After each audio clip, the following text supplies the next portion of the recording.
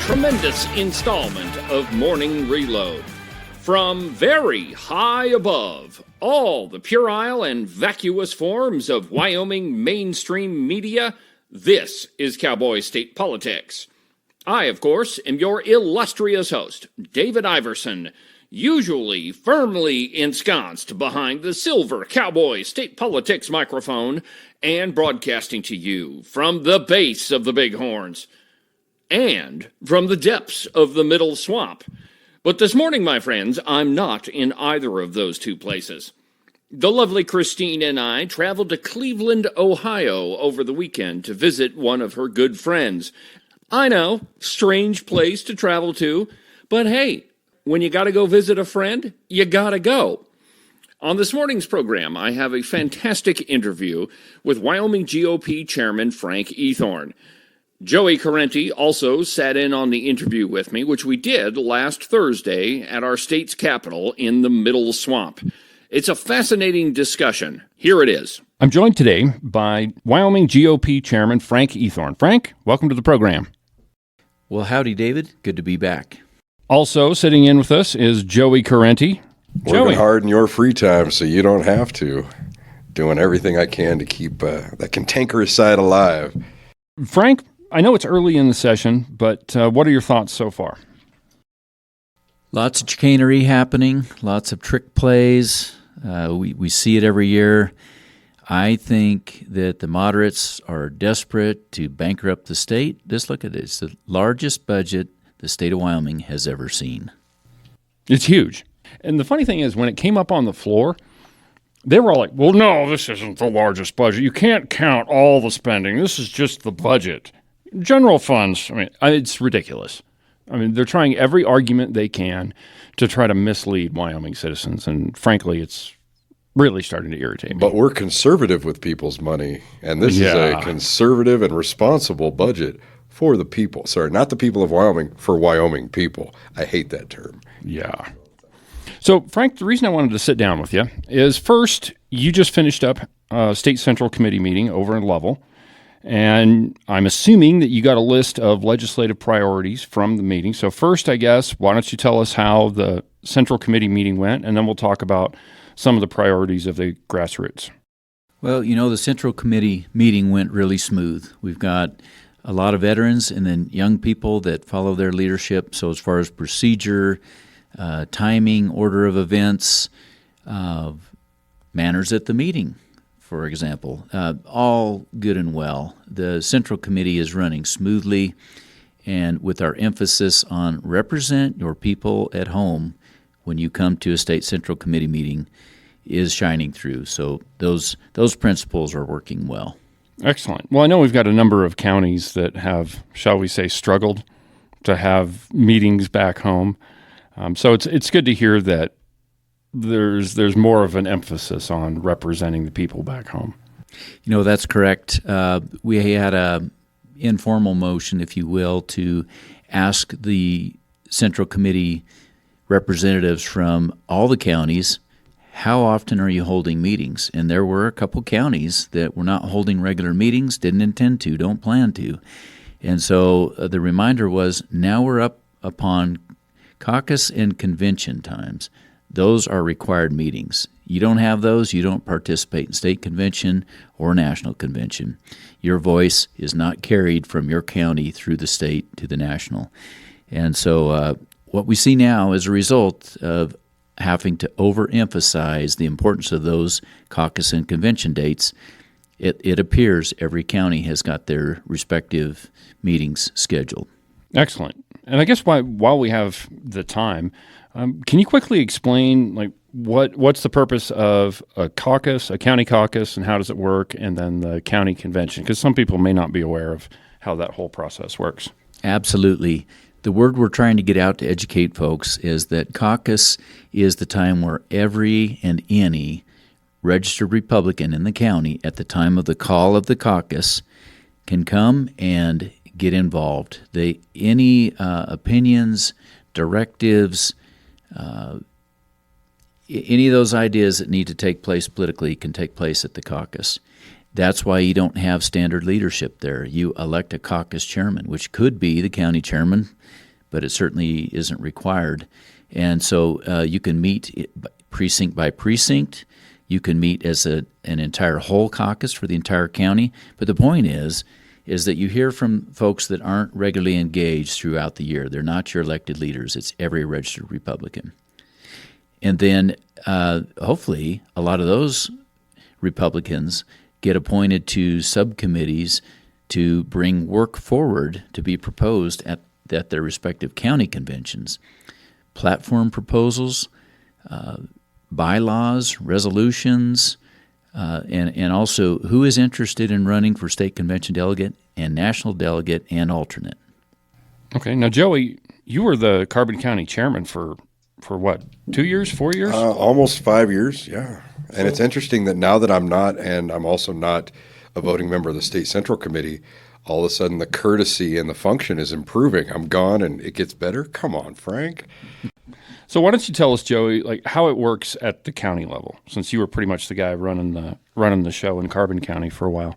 Well, the precinct caucuses, which can be a county caucus, like Frank said, but it's really the multiple caucuses together at the county level. So it's all precinct in my mind. And the county convention planning, it's all a backdating process. And you really got to wait for the state party to say, hey, we have scheduled and been approved for our state convention with the RNC on these dates.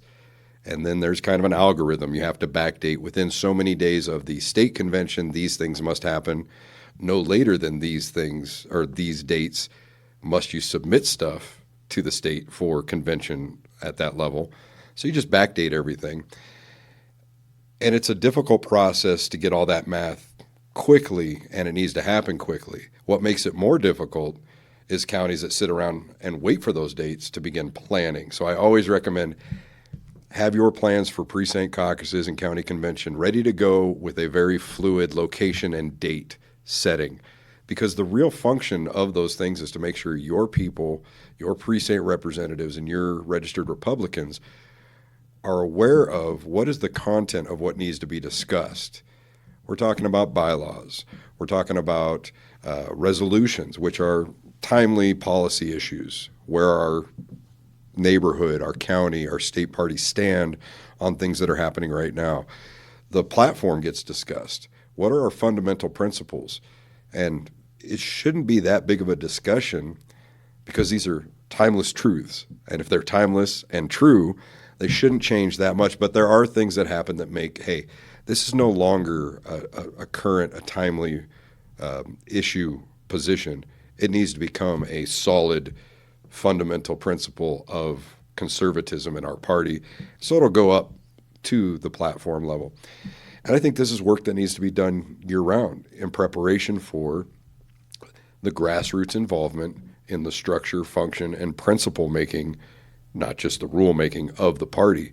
So it's not a lot of work if you spread it out over the entire 2-year cycle that you have between convention cycles and elections. But if you're sitting there waiting for the state party to tell you when your dates available are to plan anything, that's when not only does the process become difficult, but really the involvement of the people and the education they need prior gets missed. So, well, let's talk about the platform for a little bit. Now, sitting in the gallery of the legislature, and I knowing the platform as I do, it's pretty easy to pick out who's even read it and is just saying that they agree with the party platform and who is like completely in league with the Democrats, which, by the way, Frank, if you'd like to know, that's 31 so-called Republicans on the floor.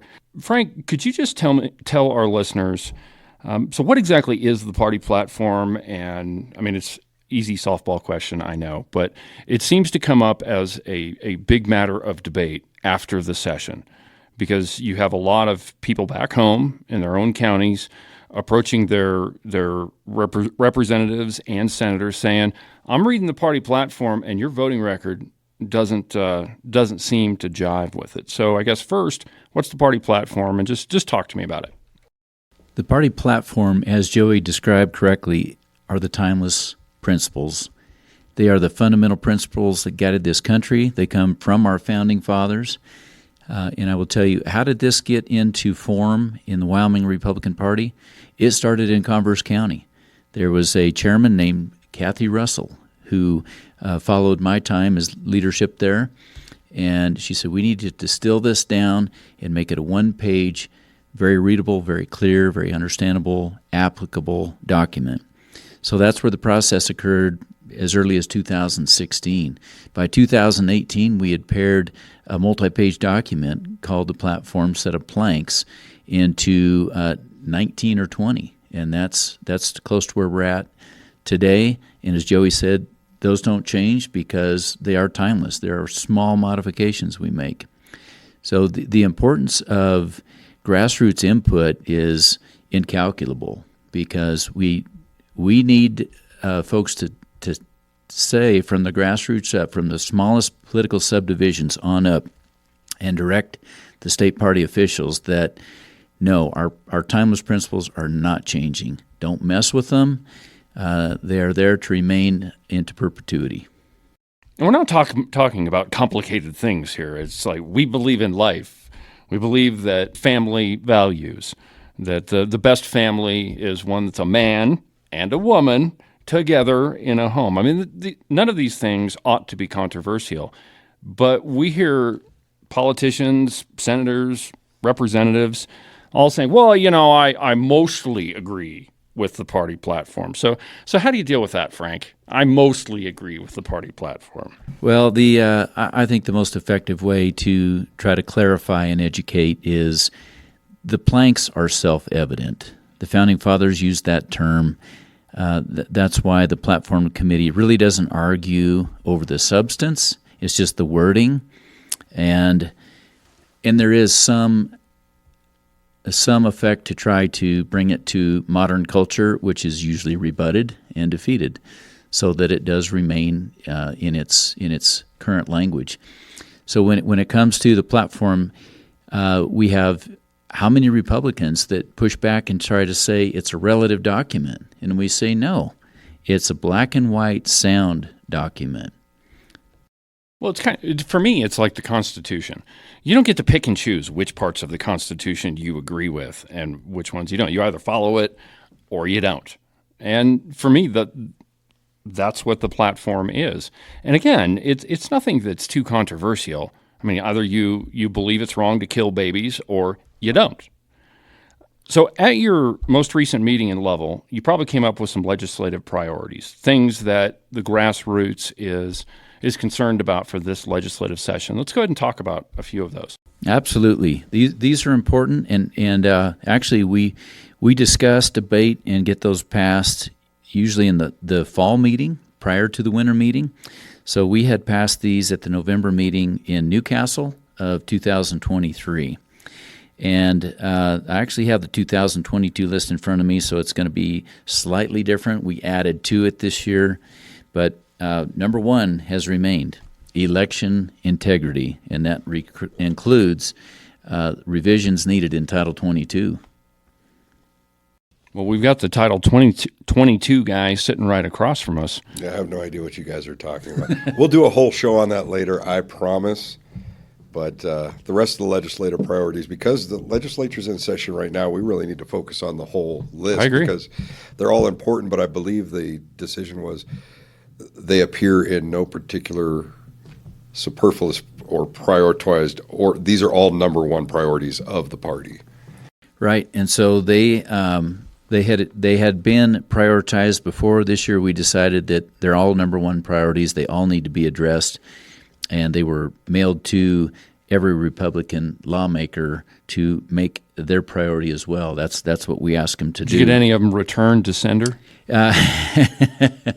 Mostly just non-answers, but then we've got a lot of responsive Freedom Caucus electeds that are very in tune.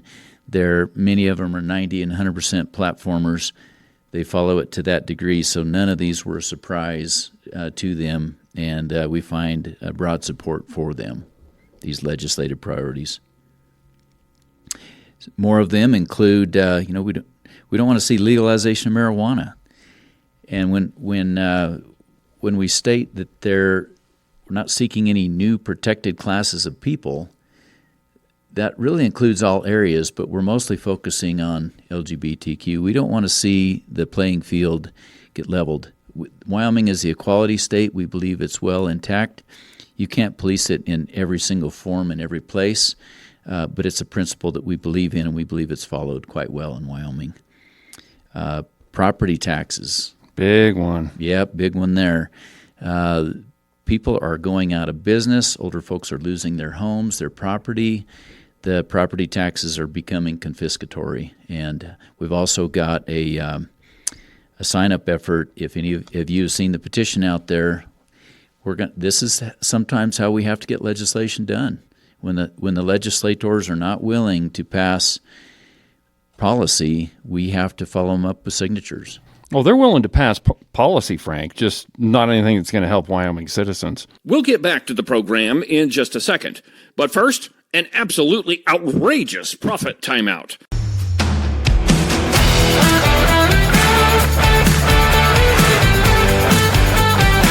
Cowboy State Politics is brought to you by Morton Buildings. If you're in the market for an outbuilding or a garage, or maybe you need a roping arena so you can do all that rodeo stuff when it's 20 degrees below zero outside, or perhaps you might need a big giant warehouse for your business, the two guys you need to talk to are Nick and Jesse at Morton Buildings. They are the experts in metal building construction. They've been doing it longer than anybody else around, and they definitely do a much better job than anybody else. So it doesn't really matter what type of building you've been thinking about. Give Nick and Jesse a call. Their phone number is 307-674-2532, or you can check them out on their website at mortonbuildings.com. Well, it would appear, my friends, that winter has finally decided to show up, which means you are going to have to go out in it. And one of the things you want to make sure that doesn't get frozen off and you get all sorts of horrible frostbite are those cute little toes of yours. Now, the way that you can prevent all of those unfortunate circumstances is to get you a pair of socks from the Buffalo Wool Company. They are, by far, the finest socks that I've ever put on my feet, and I guarantee you that they'll keep those little tootsies of yours nice and toasty warm. To get you a pair, go to their website, thebuffalowoolco.com. Trust me, you're not going to be disappointed. The following advertisement was paid for by Reed Reisner for Senate. Who's the leader for the Senate? It's Reed Reisner. He's the one for you and me. Cheer his name so happily. R-A-S-N-E-R. What's his name? Reed Reisner. R-A-S-N-E-R. What's his name? Reed Reisner. Reed Reisner for the Senate with the voice so strong and true. Bringing change, term limits too. Reed Reisner's here for you. R-A-S-N-E-R. What's his name? Reed Reisner. If you're thinking of buying or selling a piece of property, you need a real estate agent that you can trust. That agent is Rebecca Bextel at Compass Real Estate. She is an expert in the Wyoming real estate market. She's lived in Jackson for over 20 years and has her fingers on the pulse of all things real estate in the Cowboy State. Give her a call. Her phone number is 307-699-3519. One more time, that's 307-699-3519. And now, back to the program.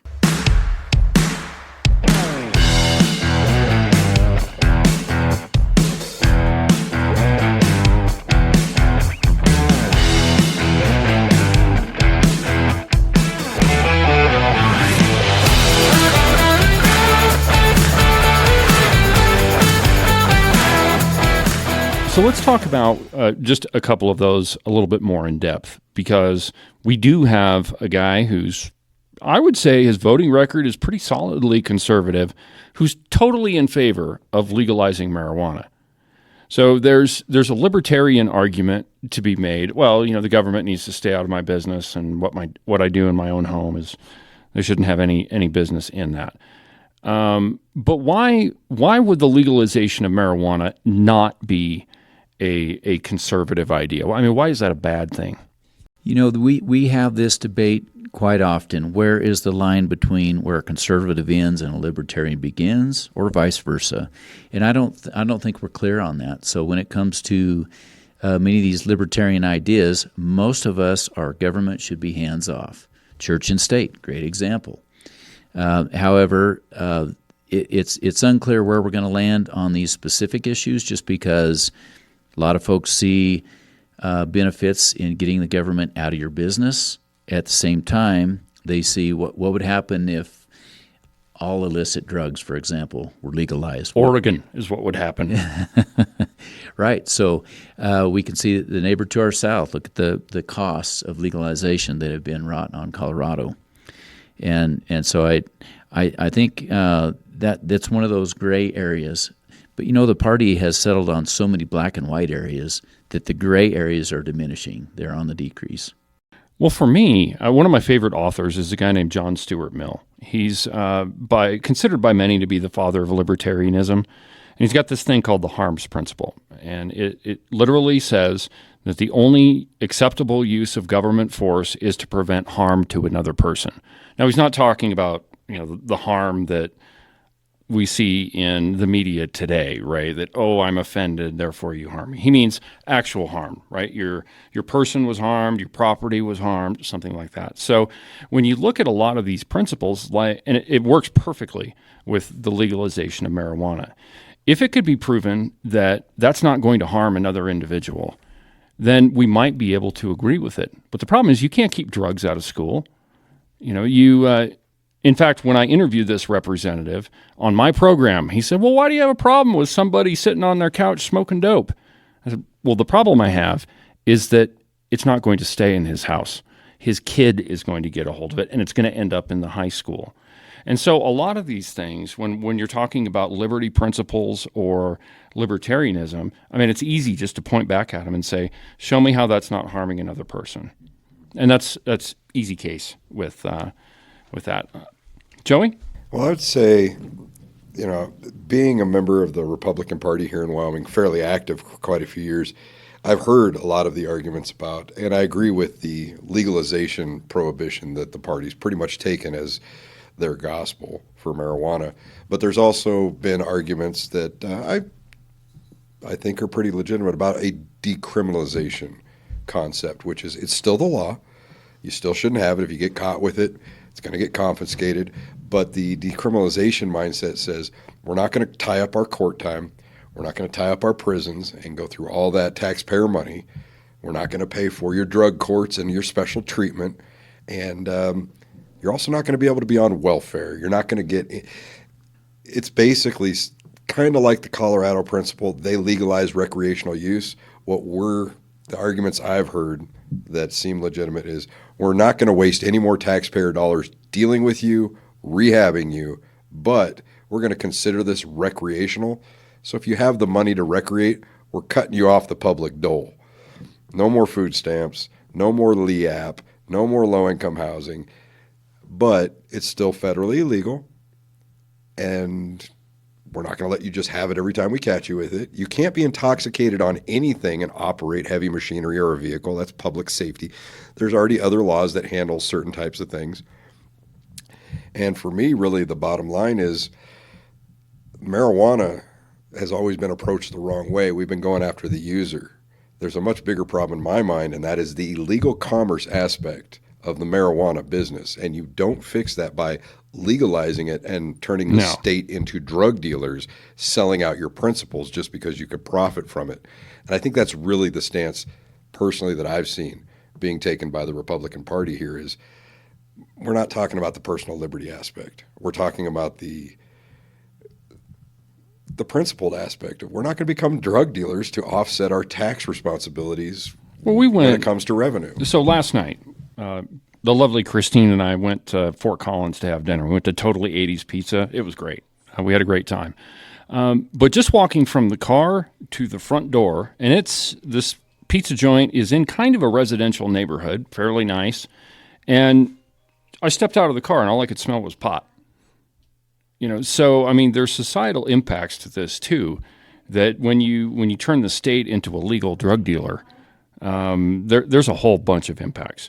So did we get all the legislative priorities, Frank, or we got a couple more? There's a couple of important ones that I do want to mention, but before I do, I just wanted to agree with both of you on the concepts that we're discussing here. And I'm not familiar with the author of the concept of harms. I'll get you a copy. It's a great read. Great. The basis book that I use to decide whether a crime has been committed or not, it goes clear back to Frederic Bastiat, the law. Yeah. I'm sure you're familiar. I see the head shaking, but his definition is if there's an injured party created by somebody's actions, now you have a law breaking. Think about codes. Think about all the alleged policy that's out there that says, well, you have to pay a fine because you exceeded the speed limit or Seatbelts. Exactly. Great. So Great who's the example. injured party? That's the question I ask people in this discussion. So if we use that for a basis, then we can further this discussion down the road into effective policy as to where the line should be.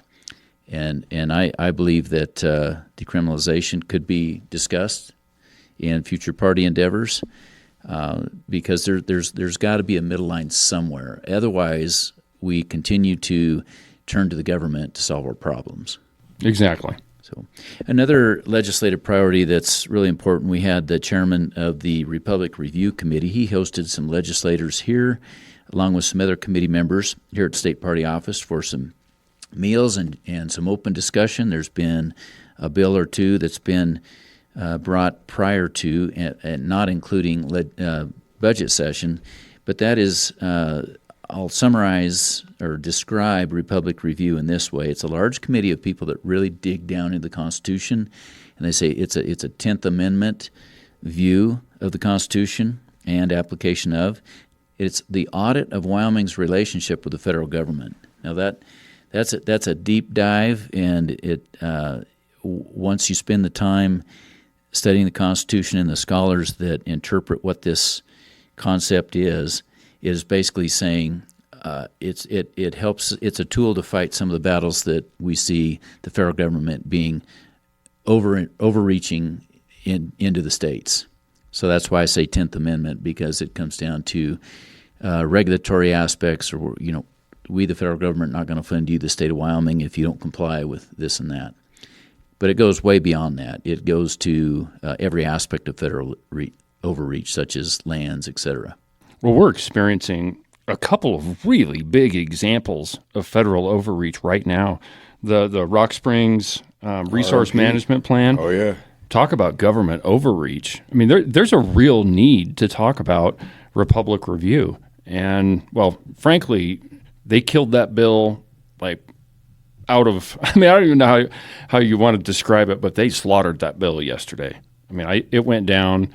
I think there was 40 no votes on it. Well, it's very scary for the legislators because Frank gave a really good overview of Republic Review. But I worked with Scott on Republic Review, and I remember the last time that Bighorn County hosted the SCC, a great cartoon by one of our local families' children came out on what is Republic Review, and it was very simply explained. Hi, it was kind of Schoolhouse Rock style. Sure. Hi, I'm the Constitution. If the government's doing something that's not written on me, then it's a state's issue. And that's really what it comes down to is why do we need a national or federal Department of Education when that's the state's right in the 10th Amendment, and if every state has its own state Department of Education, why does that exist? Why does the EPA exist? Why does the Department of Energy? If it's not enumerated in the Constitution as a function of government at the federal level, it must only be a function of or responsibility of the state or the people respectively. So we're talking about the first thing that happens is we flush a bunch of federal departments that trickle funds from the taxpayer through Congress into these bureaucratic agencies down into their equilateral state agencies. And the first thing they see is the money's going to go away. Yeah, that's just what I was going to say. And then the control and power is going to go away, and then we're going to have to do it ourselves, and we're going to have to justify it because, the Department of the Interior may exist somewhere in the Constitution, but all these sub-departments, the BLM, that's not in there. We have a way of managing Wyoming lands. Well, and I think one of the biggest overreaches that the federal government does with the states is money. There are so many things that have federal funds attached to them, and the reality is Wyoming's got so much cash, we don't have to take that money. Like the Department of Education, 11% of the education budget comes from federal funding. 11%. We got $27 billion in the bank. I think we can foot the bill for the rest of it. But we've got to get people, Republicans elected in Congress that are committed to getting us off of federal funds. I mean, I really think that needs to be a priority for every county. Make sure you're asking your representative, hey, what do you think about this federal funding business? Are you going to get rid of it? And if they say no, say, well, sayonara. So we've got the state convention coming up. When does that take place? And do you guys have a speaker picked out, or tell me what's going to go on with that? Yes, we do. Exciting news. April 18th through the 20th, Little America. For the first 2 days, Cheyenne Ice Arena for the 20th, main convention. And we'll have our main convention that day. We'll have silent live auctions. We will also have, as keynote speaker, Harmeet Dillon, National Committee woman from California. That's going to be cool. Yes. She's an amazing colleague on the RNC. What she has done for election integrity on the national scene and for our former president, and that's where most of the cases circulate around, is former President Trump. She's done amazing work and is a fearless litigator and skilled. So to have the opportunity to have her come to Wyoming and speak, I think she'll be a big hit, and the engagement level will be very high. No, that's going to be great. No, it's really interesting to see not only a person of her caliber and capability, but all we hear is Wyoming for Wyomingites, Wyoming solutions to Wyoming problems. But it's really exciting when we bring in successful conservatives from either of the left coasts. Yeah. We get a lot of guys, James O'Keefe, Charlie Kirk a couple years ago. Every Wyoming conservative's really excited to see these people. And they're not what people say, you have to be. Sorry, the redcoats say you have to be 19th generation Wyomingite with, all these hats and all those different We could go camels. on for about an hour, how much that irritates me. But when something really impactful happens, it's normally we're bringing in somebody who's been successful in the trenches, in the war zones that we're trying to avoid Wyoming becoming. So I'm really glad that she's – the only people I see get more excited – or the only guests I see get more excited isn't really a guest. Anytime Harriet comes home, the whole state just goes crazy, which is about every 6 days if you clock it, because she's here all the time. A lot. Way more than some of our other elected people.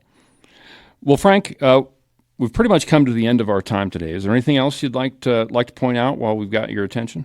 Just one last shout out to all the grassroots people out there. I know that you are red-blooded, Wyoming-loving, Constitution-loving, and this party is the vehicle. So don't doubt that we can reform this party further, and it can be the true voice of the grassroots. But to do that, you must go to your county caucus, your convention. You must speak through your county party meetings, through those leaders, get your ideas heard so that they can make their way up. That's how it works here. We at the state party leadership, we understand this. We work for you. We need to hear from you. We need to be directed, and we need to be funded by you. So please go to www.wyoming.gop. That's where all the news is. You can sign up for a digital newsletter, a mailed newsletter. You can see the dates of every county and state function, and you can donate. And I highly recommend you do, because the elitists have left the party. It's up to us now. Well, with the state convention coming up, and I know the process intimately, but we had a very hard fight over the last few years, and I want especially the rural counties to make sure they're taking advantage of the fact that we changed the bylaws a few years ago to guarantee that every county gets one national convention delegate and one national convention alternate. That's a big commitment. There's a lot of money, quite a bit of time, and a little bit of inconvenience involved in that. But don't let that dissuade you, because every county that doesn't send a delegate forward by the time the state convention comes up, those become at-large delegates. And anybody could end up going and representing what would technically be your county or your area's voice. If you need help raising funds, get with your county chairman saying, hey, I want to be a national delegate or alternate. Let's have a couple fundraisers. Let's offset it. But that's one of the voices that we fought very hard for, to make sure everybody had an equal share. And I'd hate to see, this is one of the first presidential election years where we're having a convention under that rule. And I'd really like to see every county represented equally because of, the blood and treasure we put into making sure that that could happen.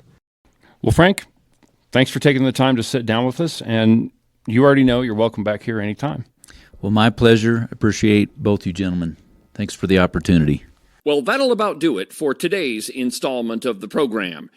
Have a good week, and we'll talk again tomorrow during a breaking news installment of Cowboy State Politics. Does everybody remember the whole Dan Zwanitzer situation, where there was a lot of questions about where he actually lived, because where we ended up proving he was living was not in House District 43. It was in House District 10.